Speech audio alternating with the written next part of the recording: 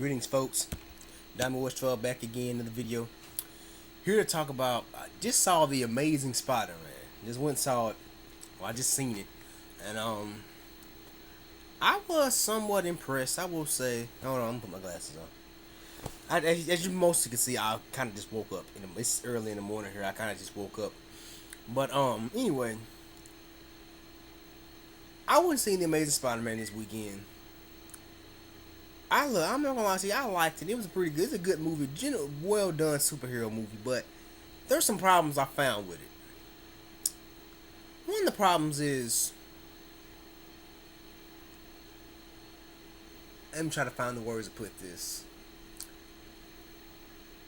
It was, I know they were going for a darker, more in-depth look at the origin of Spider-Man, but I think they could have lightened up a little bit because it seemed like the storyline was borderline too dark.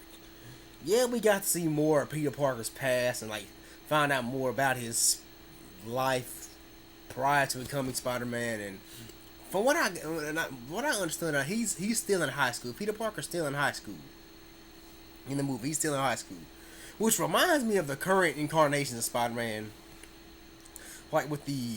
I know they had a show called The Spectacular Spider-Man, and they had a show. Now they got a show called Ultimate Spider-Man. And I read that, and I've never read any of the Ultimate Spider-Man comic books, but anyway, but I looked at I watched the Ultimate Spider-Man show, and I actually played a video game a couple of years ago, a couple of years back, called for the PlayStation 2 called Ultimate. It was called Ultimate Spider-Man, and from what I got out of it, it seemed like Peter Parker was still in high school.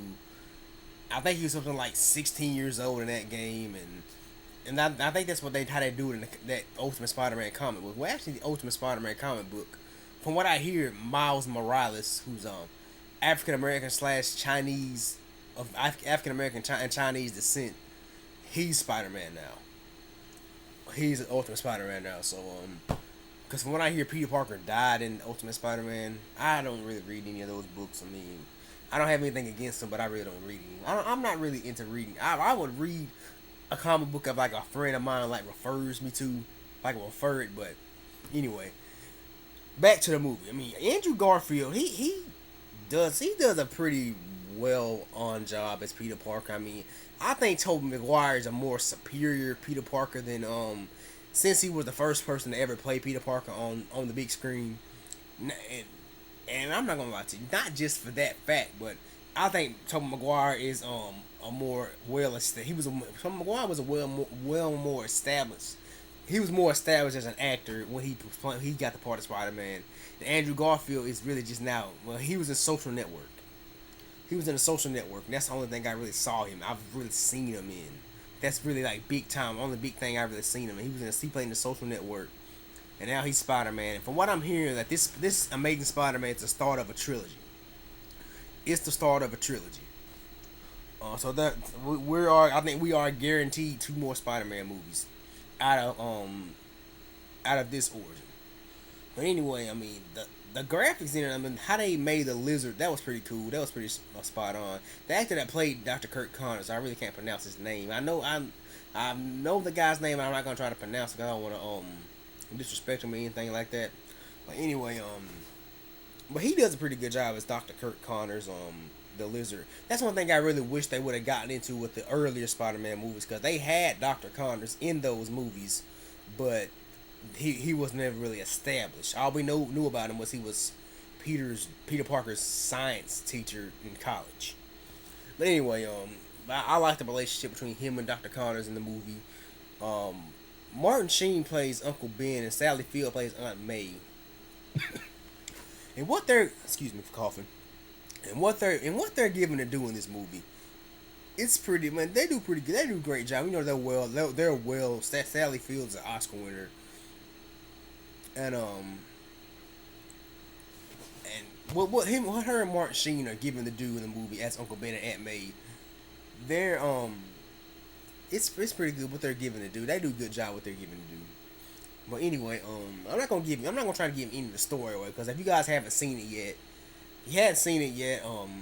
I wouldn't try to discourage anybody from not going to see it. But I will say this: comparing to which has a better origin story, the first Spider-Man movie or the Amazing Spider-Man, I'll probably have to say the first Spider-Man movie had a better origin story in my opinion, but there was some stuff, some elements I seen in the Amazing Spider-Man that wasn't in the first Spider-Man that I would have put in there.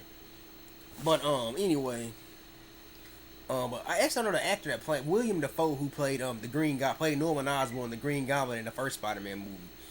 He actually shared his frustration as to why he didn't know that why they were, because him and a lot of other people thought it was really too soon, because it's only been 5 years since the last Spider-Man movie came out. Since Spider-Man 3 came out, he actually said that he doesn't understand why they wanted to reboot and redo the same story that they said in the first movie, except for they didn't have the Green Goblin and they didn't have Norman Osborn in it. Which I don't know. I don't know. Will we get that character in a future Spider-Man movie? In the future movie with this franchise, I don't know if we'll get that character like, because we've already had him before. I am really interested in them really trying to get a Venom into this new Spider-Man movie, not played by Topher Grace. I don't have anything against Topher Grace, but because in Spider-Man 3, Venom really wasn't.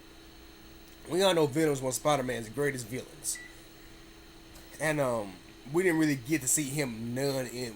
We only seen him for the last quarter half of the Spider-Man 3 movie. We seen Eddie Brock a good bit, but I like to see a Venom actually as the main villain in a Spider-Man movie. So hopefully they can do that for the next one or the third one they come out with. But anyway, that's about all I got. If you guys have seen The Amazing Spider-Man, if I had to give it a rating, I'd probably give it a 4 out of 5 stars. I give it it really is a well done movie. It's a pretty good superhero movie. I'd probably say it's the second best Spider-Man movie I've seen since the first one. I still like the first one. I'd say it's the second best Spider-Man movie I've seen since the first one. But I want you guys to go check it out.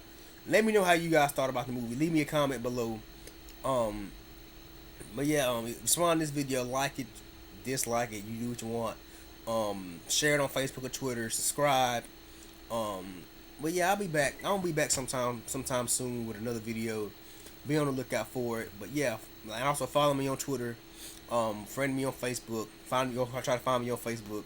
I'm gonna put my Facebook page and my Twitter page in the description below. But you guys can choose to do either of those on your own. But anyway, this is me checking out. Diamond Woods 12 checking out. Peace. God bless. And I'm out.